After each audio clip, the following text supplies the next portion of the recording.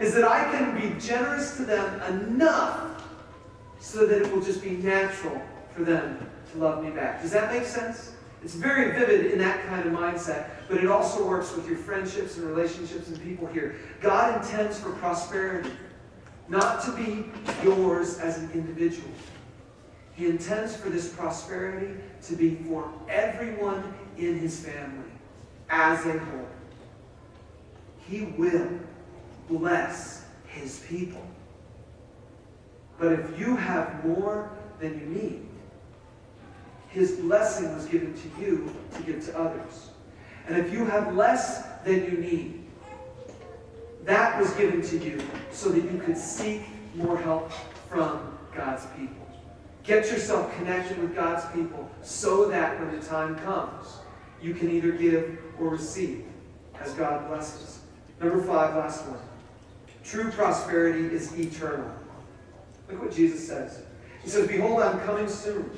My reward is with me, and I will give to everyone according to what he has done." Do you realize that what we do here on earth builds for us eternal rewards? Then when Jesus comes back, he will give those rewards to his people. That's a promise too. God's promise of prosperity goes on for eternity. And so, I want to ask you to do something for me. I want to ask you to take a time just for right now and reflect with me by closing your eyes, kind of bowing your head, and get into an attitude of prayer, because I want to ask you to consider something with God.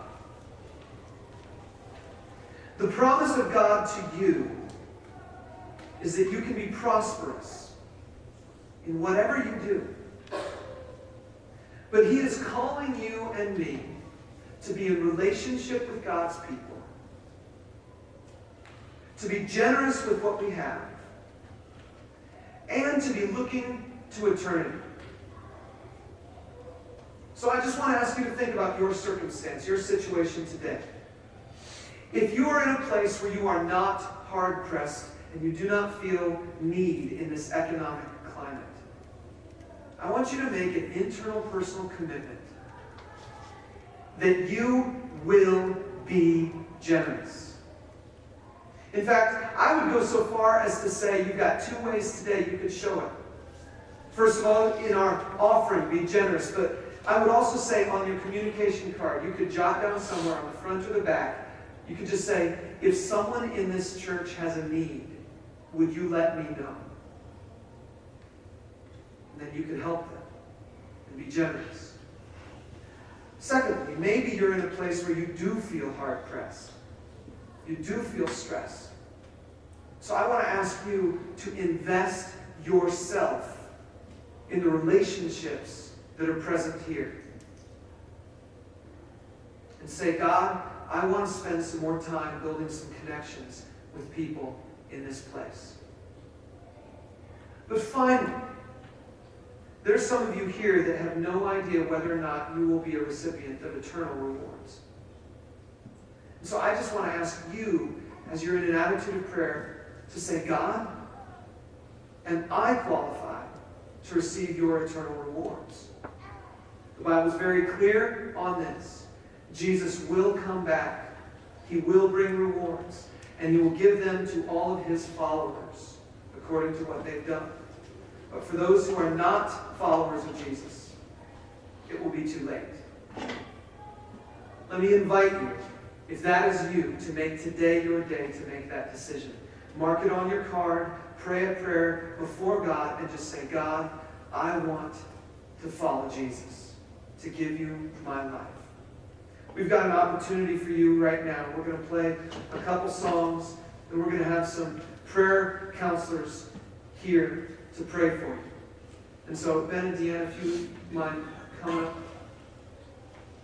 I just want to invite you. They're going to be right over here.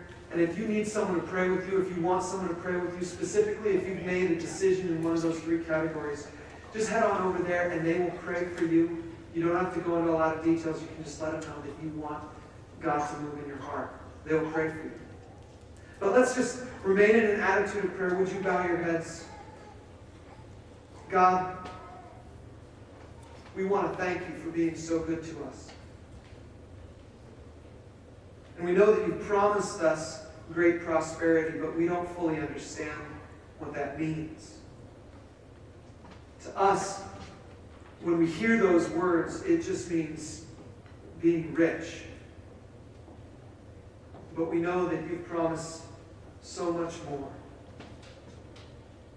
So God, we ask that you would give us a proper perspective, but that you would also help us to be people who are diligently following your word and generous with what you've given to us.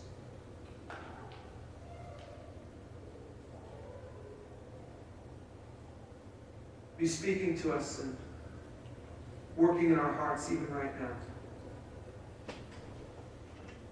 I do invite you to just remain reflective before God as we sing these next couple of songs.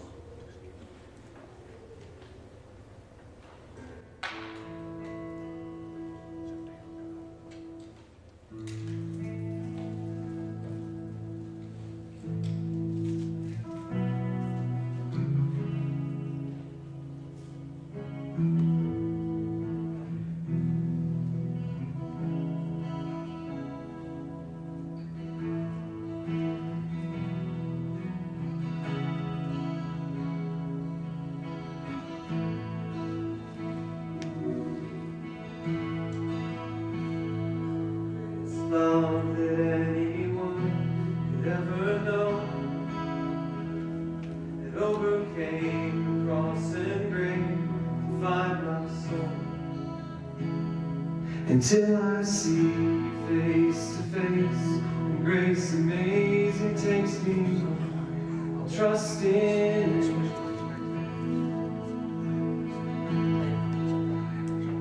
With all I am,